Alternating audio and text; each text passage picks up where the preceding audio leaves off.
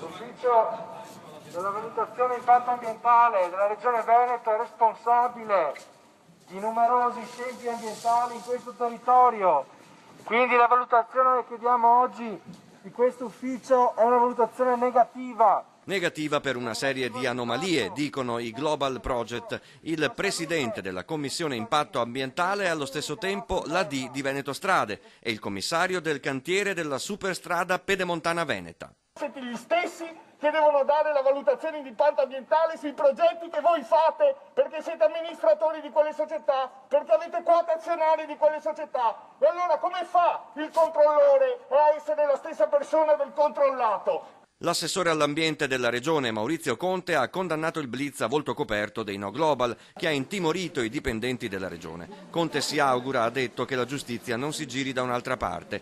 La commissione, sottolineano i No Global, è composta da architetti e ingegneri invece che da esperti ambientali che da esterni costano oltre 150.000 euro. Ci sono molti altri consiglieri che svolgono dei lavori pagati dentro per esempio a discariche, impianti di incenerimento, stoccaggio dei rifiuti eccetera, le cui fortune di questi progetti dipendono proprio dalla valutazione di impatto ambientale della Commissione VIA di cui loro stessi fanno parte.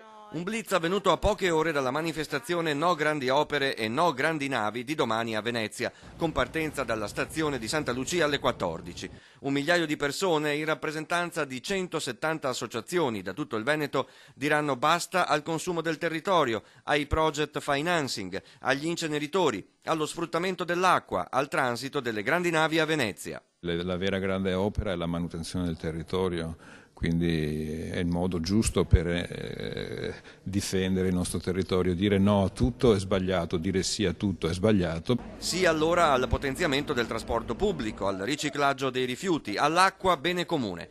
Una marea anomala fatta di persone è pronta ad allagare pacificamente Venezia.